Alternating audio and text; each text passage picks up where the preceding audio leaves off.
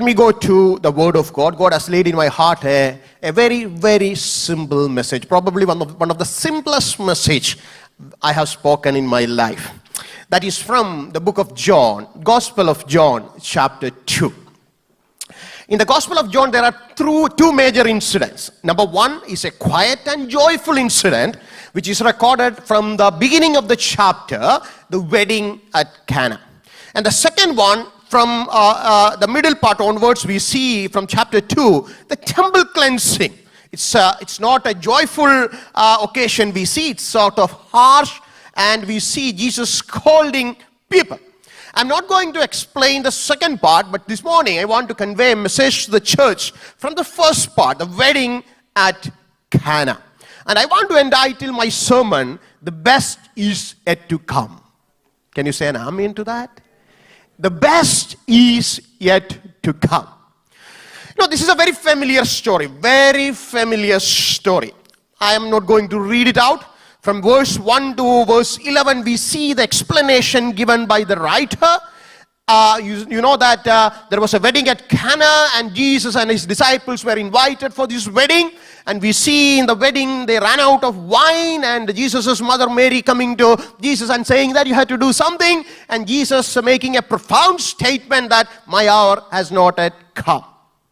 And we see after that Jesus doing a miracle for this family, and we see he asked the servants to draw water and fill the jars to the brim, and they did, and they've served that water. While they're serving the water, they found that it was the best wine offered to that people. And verse 11 says, what Jesus did here in Cana of Galilee was the first of the signs through which he revealed his glory, and his disciples believed in him.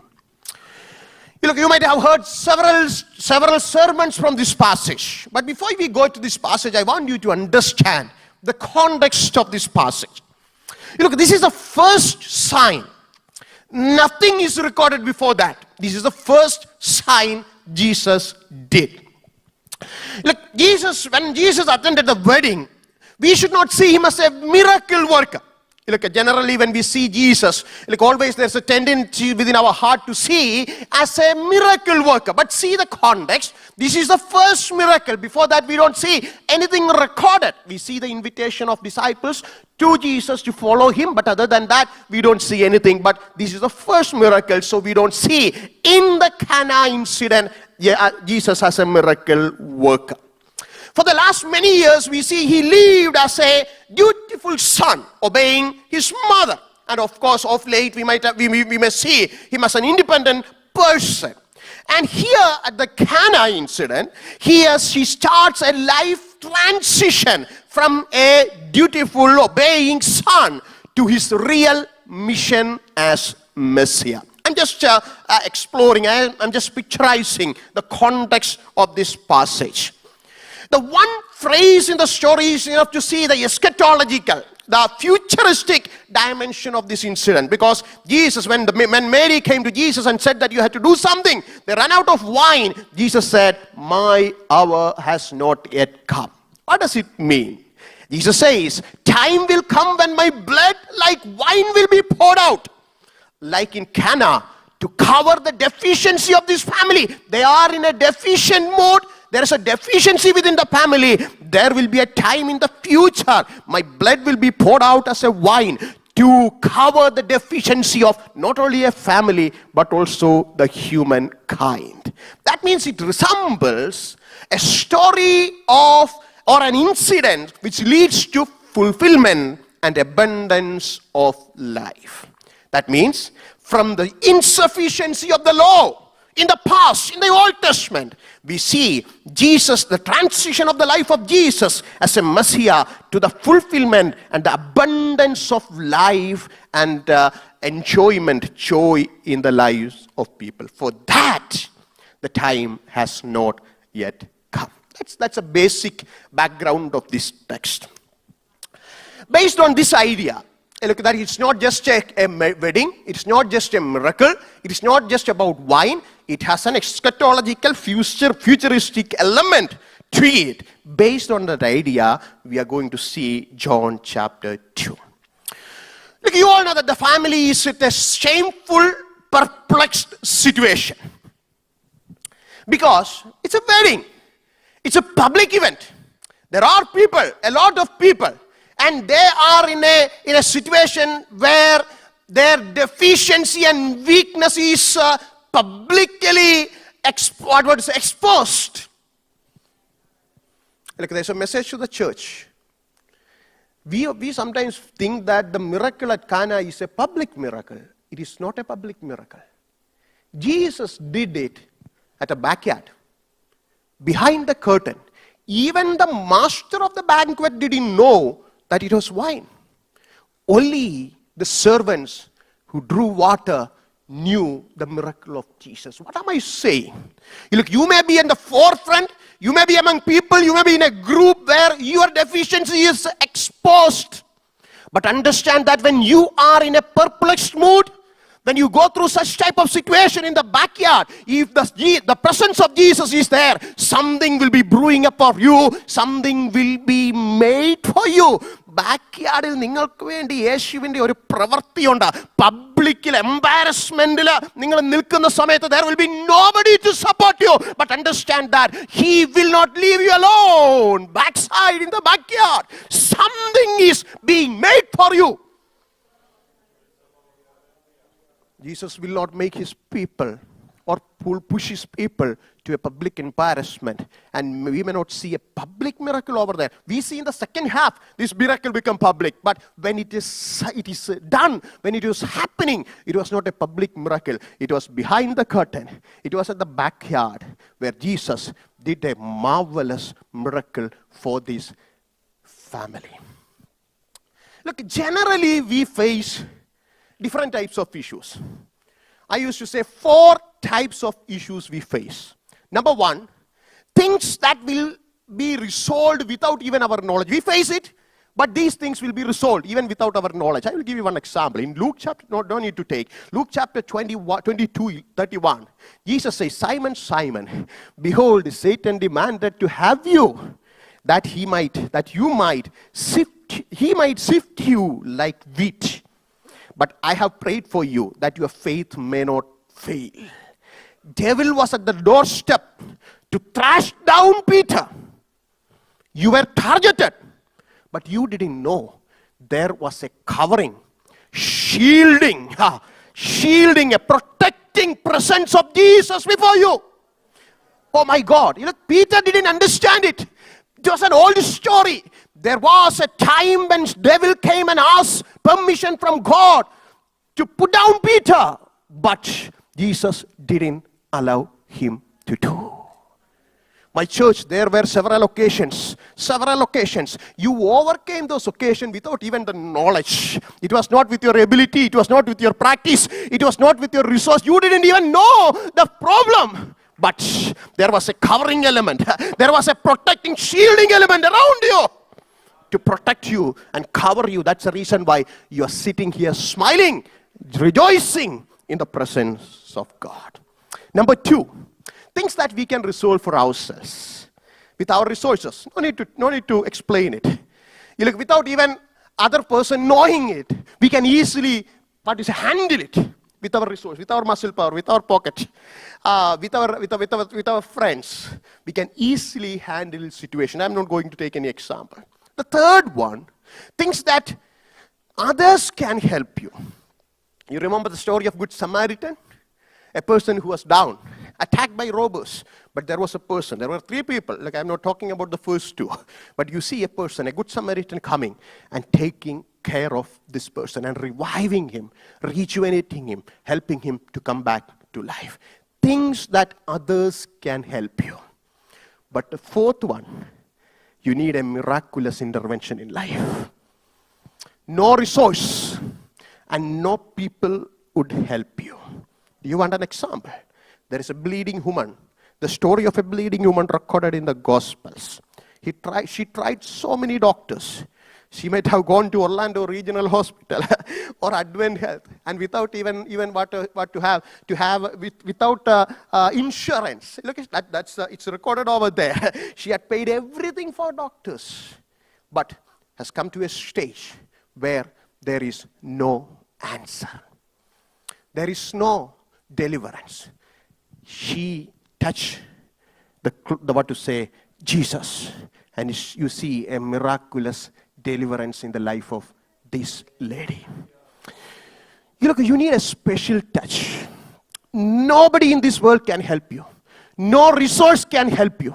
No education can help you. No Samaritan can help you. Only Jesus, with his miraculous intervention, can help you. There are incidents that you may not know, but a protecting arm of Jesus around you.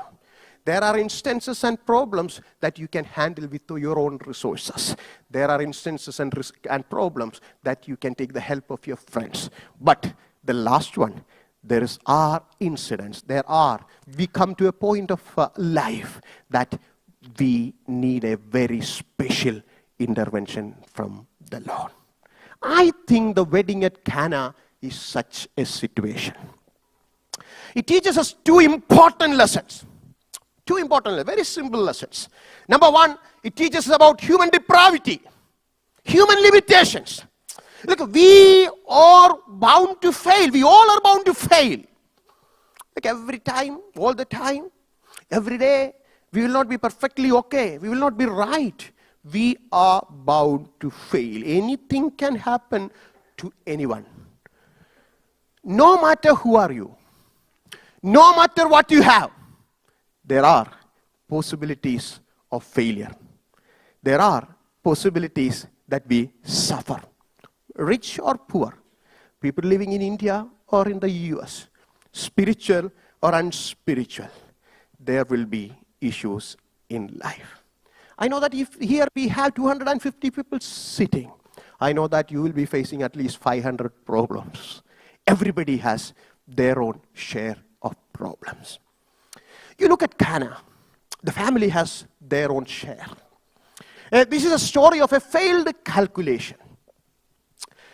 Cana, a failed calculation. This is a story of a failed responsibility. Usually during the first century, for a wedding, people used to travel several days.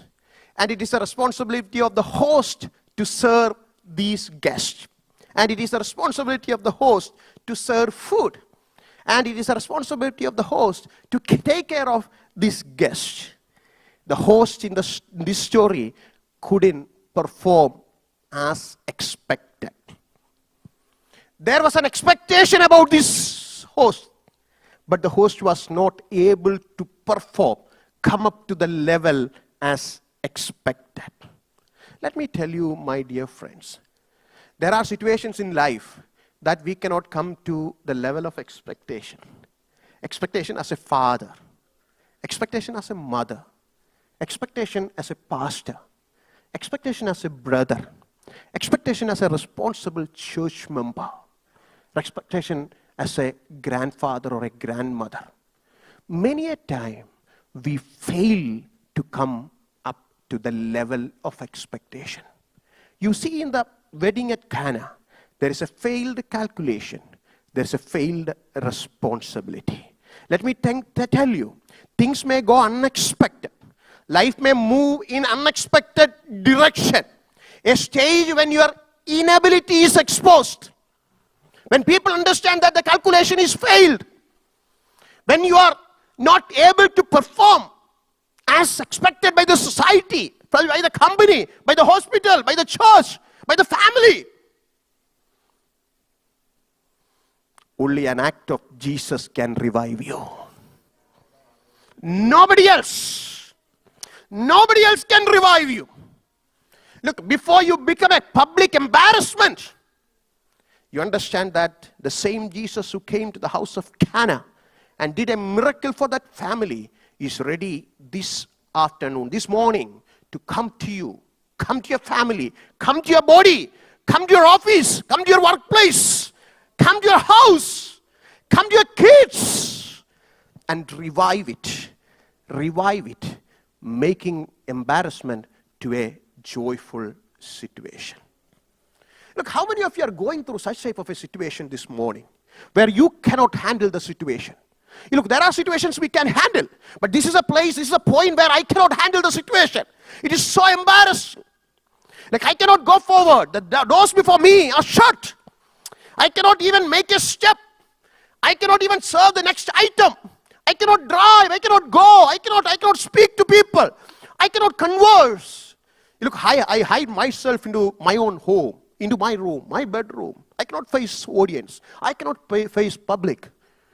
Look, if you are going through such type of situation with deep pain in your heart, where you cannot pour it out to the public, you cannot come to the church and share a testimony, here is an answer this morning.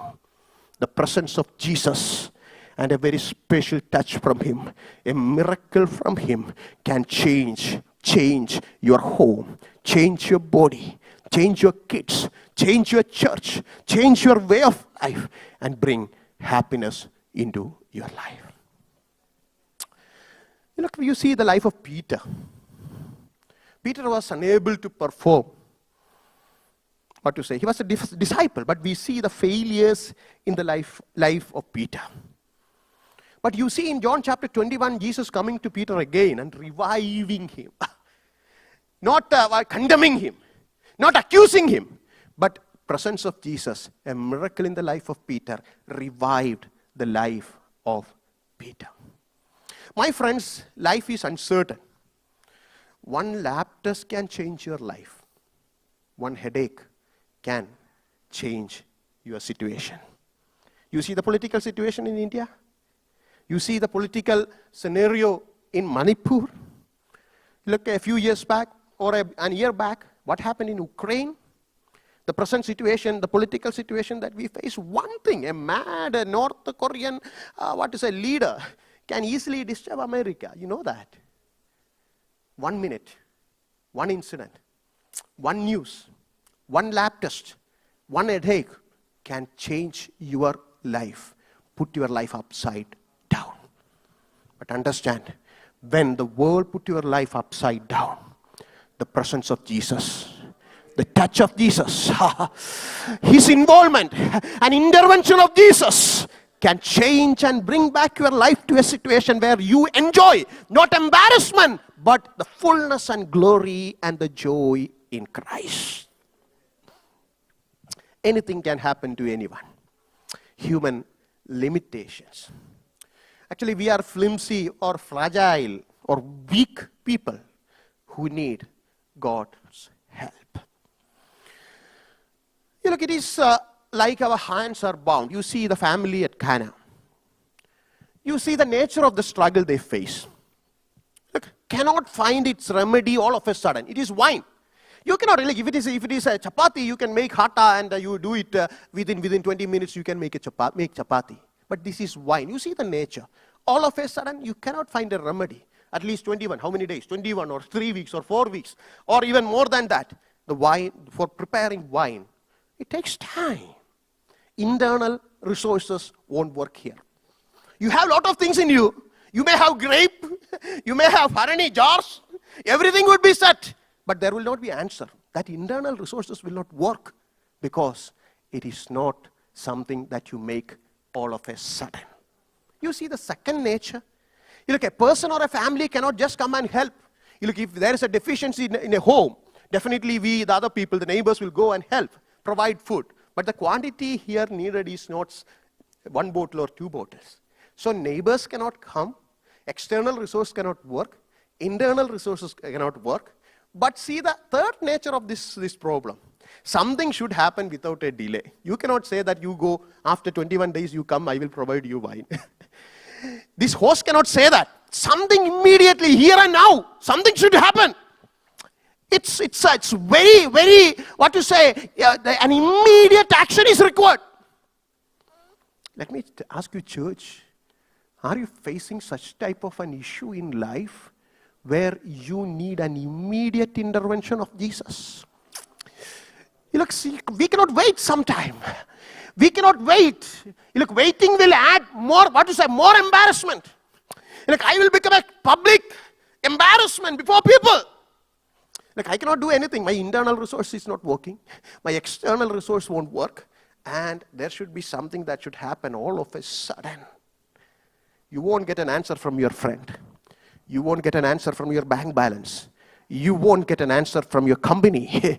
You won't get an answer from the workplace. You won't get an answer from your friend, from your church or your pastor. But come to the presence of God, where God can come and make you, provide you something that you need within a fraction of seconds. Look, while I was sitting here, God gave me a thought in my mind. There are people fighting against something stronger than you. Look, there are situations that we cannot handle. There are situations that we cannot adjust. Look, if you are fighting something stronger than you, like Jehoshaphat, somebody has said that. There were 3 armies together, united, coming against Jehoshaphat. But see the answer of God. Jehoshaphat went to the presence of God and said that, God, I have nothing in my hand. What in my hands will not work against these 3 armies. It's a huge army. My resource won't work. And you see what God said. You sit down there. Battle belongs to me.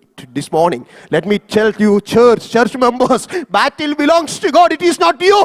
It is not your resource. It is not your bottles. It is not your jar. It is not your water. It is not your work. It is not your money. Battle belongs to God. And He will come down and He will fight for you.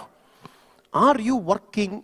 Are you fighting something against something stronger than you? Stronger than your resource, stronger than your situation, stronger than your ability. Come to the presence of God and He will deal with it and He will tell, you don't need to worry about it. Battle belongs to God. There is an American poet, Annie Flint, born in New Jersey. Lost her mother at the age of 3. Lost her father at the age of 6. She was adopted by Flint family. That's the reason why she got the name Annie Flint. Diagnosed by serious arthritis at the young age. Soon became invalid. Suffered a lot of pain in her life.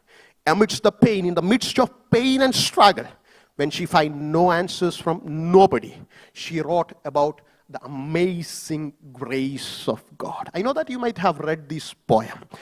She said, He gives more grace when the burdens grow greater. He sends more strength when the labors increase. To added afflictions, He add His mercies. To multiply trials, His multiplied peace. When we have exhausted our store of endurance, when our strength has failed and the day is half done, when we reach the end of our hoarded resources, our Father's full giving is only begun. Fear not that your need shall exceed His provision. Our God ever yearns His resources to share. Lean hard on the arm everlasting, availing the Father, both thee and thy Lord will abare. His love has no limits. His grace has no measures. His power no boundary known unto men. For out of His infinite riches in Jesus, He gives and gives and gives again. When your resources are dried up, when you find nobody beside you, behind you, and in front of you, look unto Jesus. He gives and gives and gives again. What a beautiful song. It is not written in the midst of a glorious life. Annie Flint wrote this poem in the midst of struggles and failures in her life. And let me tell you, when you go through these types of situations, understand that our Father's giving is only begun. You may have crossed the half day and you are waiting for the full day. You may have a long way to go, miles to go. But understand that God is there to take care of you. Back at your home, your children, finances, your physical or to say body, your relationship, your church. Where do you need a touch from God? The issue that you cannot handle. You try your level best and you cannot move forward. Where are the issues? Is it back at your home? Or is it in your relationship? Relationship with people or relationship with God?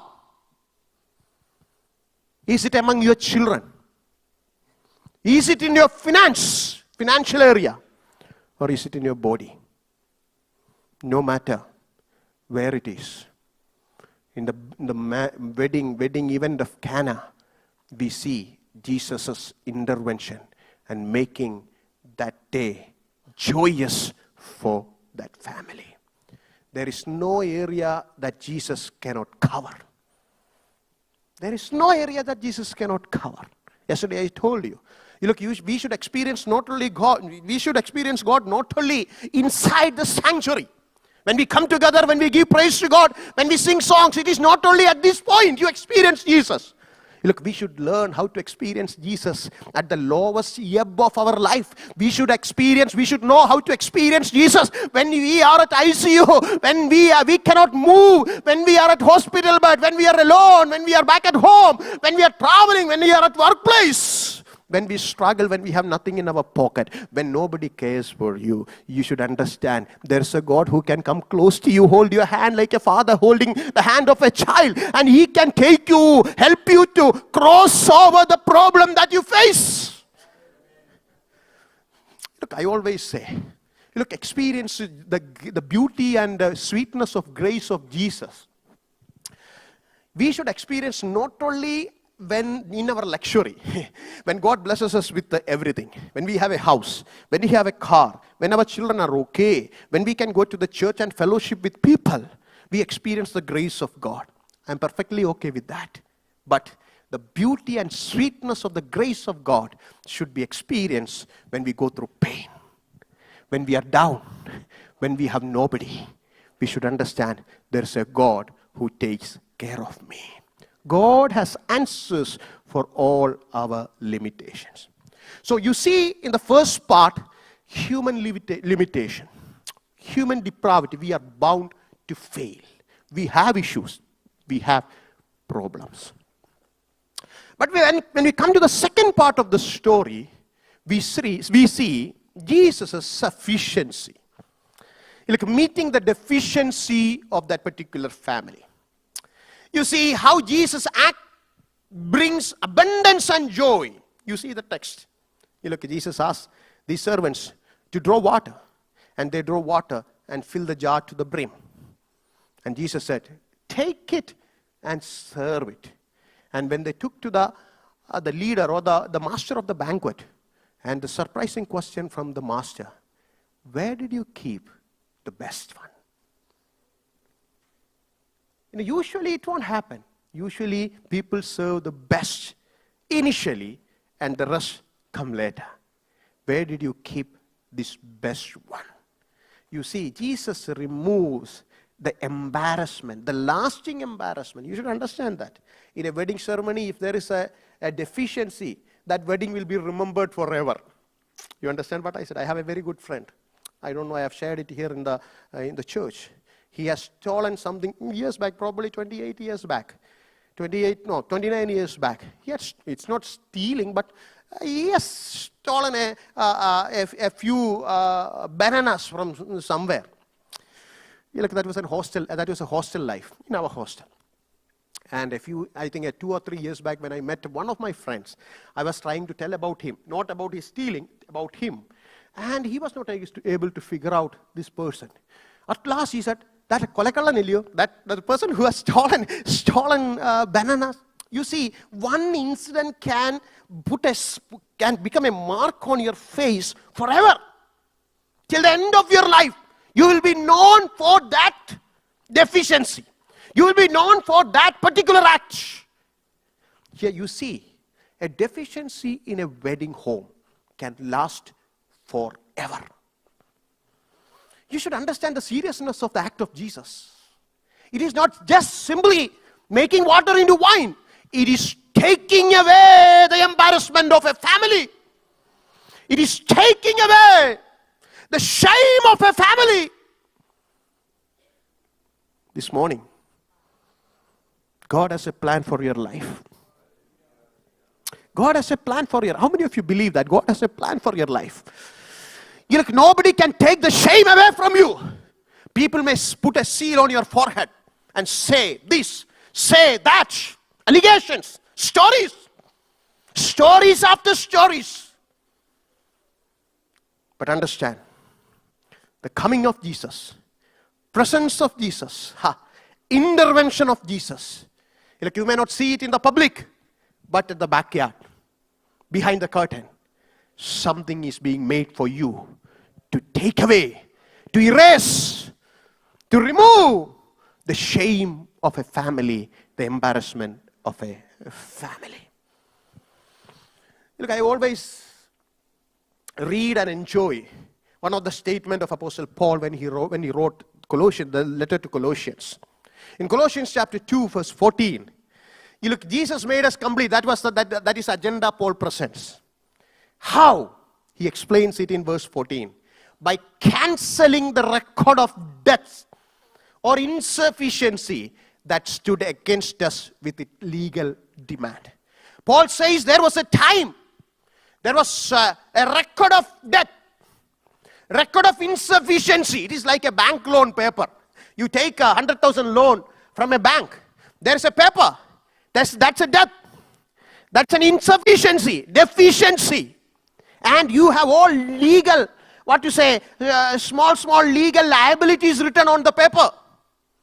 Jesus said, Paul says, Jesus had cancelled the record of this deficiency. You see the public shame. And he tore it and he put it on the cross. And he says he disarmed the rulers and authorities and put them to open shame, made them public by triumphing over them in him. Why am I saying this? Like when I read the story at Cana, I see Jesus removing the embarrassment of a family. When I read first Colossians chapter 2, I see the powerful act of Jesus, sacrificial death of Jesus on the cross, removing, erasing the public embarrassment of not a family, but the whole humankind. We were with a different name. Paul writes it very clearly. We were unworthy. We were not able to come before God, come close to God. But he took this charge. He took this demand note. He took this paper and tore it. Not just throw it away, but he had cancelled every single liability. Look, when you take a loan paper, you need number one, number two. There will be 100,000 loan. You're like, what happened if you are not paying this one? What happens if there is something happening after 6 years? There will be a lot of liability factors written, 1, 2, 3, 4, 5. We don't read it because that would be in the smallest letter in the universe. The first page will be font 12. And the second, third, fourth, fifth, fifth, I don't know what happens in the US, but back in India, you go and take a bank loan. The first page will be a big letter, and the rest of the thing, conditions. You cannot read it unless you have a very good, lens. And they don't want you to read it because those are liabilities. And when you enter into a court case, look, they will take all these things and bring before you and say, you are liable. When Jesus tore it on the cross, he not only tore the first page, all liabilities, he tore it and he pinned on the cross and he made it a public shame. He has changed your destiny. He has changed your name. He has changed your face. And he changed the disability. He changed the deficiency. He changed the public embarrassment. He changed the shame. And his presence and his act on the cross, like in the wedding at Cana, has changed and transited or converted the embarrassment to joy. Let me ask you, my dear friends. You may remember in the Old Testament there is a character called Hannah. The priest couldn't understand the pain of this lady. Usually a priest, like I'm also a pastor. I claim that I understand all my believers because I visit them. I hear them. I ask them questions. You look, every day I pray for them, even for a single need of the family. This morning also I prayed for a family. We have time to pray for them. We claim that we understand people. But you see Hannah. The priest also was not able to understand the real, intense, inner pain of this lady. There will be situations. Look, I'm not saying that pastors won't understand. Pastors understand. But there are situations that you cannot explain your pain to others. How can you explain your pain to others? There are situations that you cannot speak. Look, there is an urge from heart to speak out. Because pastors, sermons, look, we hear, you share it, your pain will be half. We have that formula in our mind, but how can I speak out? I cannot speak out. This morning, God has a message to the church. Nobody can take away your embarrassment. Nobody can take away your pain. Sometimes people very close to you, sometimes people very close to your heart may not understand the meaning of your cry, your testimony, your sharing, your pain, your prayer. But there's a God in heaven. There's a God in heaven. There's a God in heaven. You don't need to spell out. You don't need to say, even your murmuring in the positive sense, even your lips, He can understand the situation that you are going through. I don't know why God allowed me to take this passage this morning to speak. I know that in a Christian setting, in a Pentecostal church, look, taking away shame and embarrassment is not a general message preached in a church. But I know that when I was convinced by God to preach this message in the church, I know for sure, 100%, there is somebody here with a mind full of embarrassment, a sort of shame where you cannot knock another door because you have knocked so many, where you cannot speak out another word because you have spoken out so many. This morning, God needs only 1 minute. 1 minute. He can come to you. He can be with you.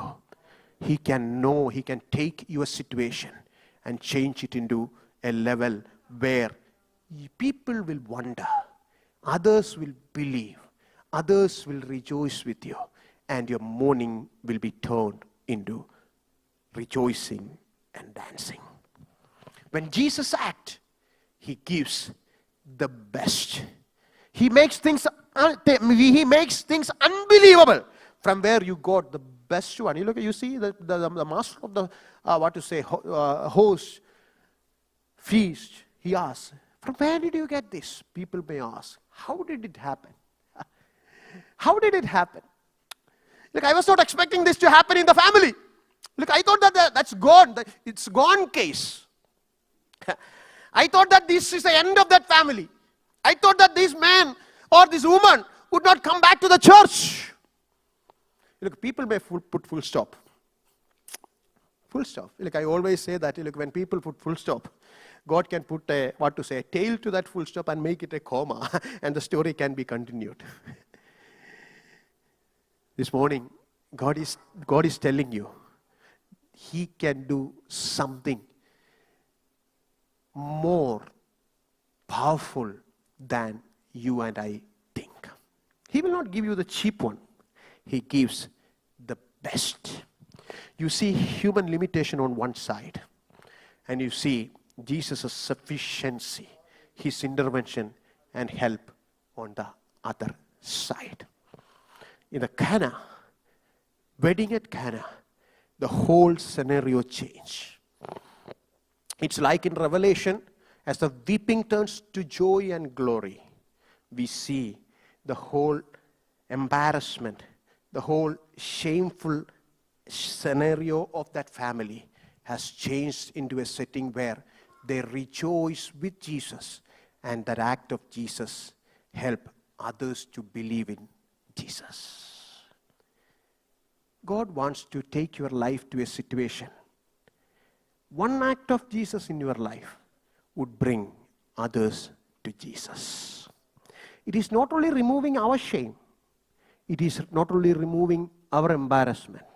It is not only removing our problem, but through removing our problem, we see others.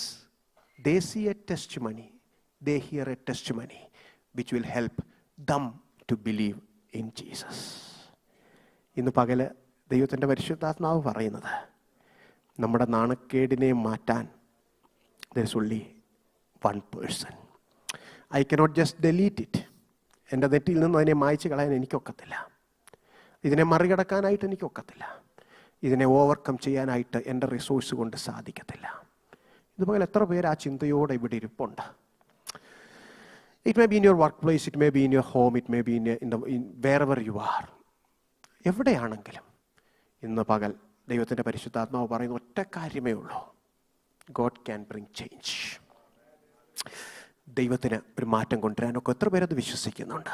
ദൈവത്തിന് ഒരു മാറ്റം കൊണ്ടുവരാനൊക്കും.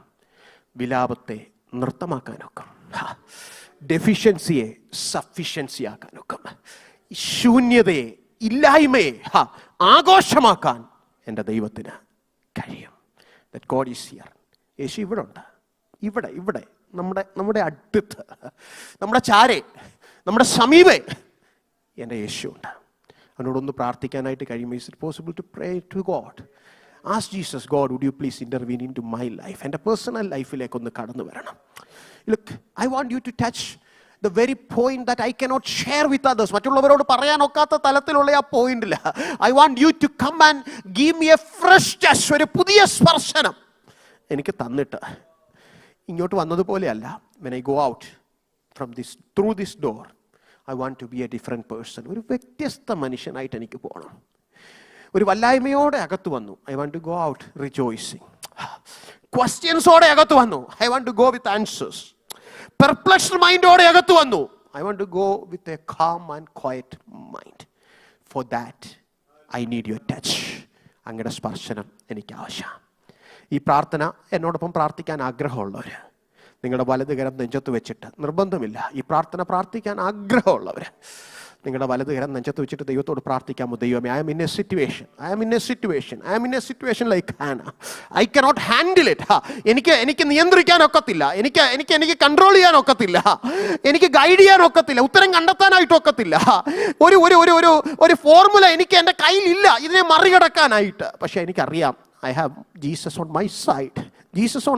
നമ്മൾ കുറച്ചു മുമ്പ് പാടിയതുപോലെ ഞാൻ ഒരു യുദ്ധത്തിൽ, I am on a war. But I know that you have won the war. ആ യുദ്ധം എനിക്ക് വേണ്ടി നേരത്തെ ജയിച്ചവൻ്റെ യേശു ഉണ്ട്. ആ യേശു ഇന്ന് പകൽ ഇവിടെ കടന്നു വന്നിട്ടുണ്ട്. പരിശുദ്ധ പിതാവേ, ഞങ്ങൾ ഒരുമിച്ച് അങ്ങയുടെ സന്നിധി കടന്നു വരുന്നു. അങ്ങയുടെ വചനം ഞങ്ങളോട് ഇടപെട്ടല്ലോ കർത്താവേ.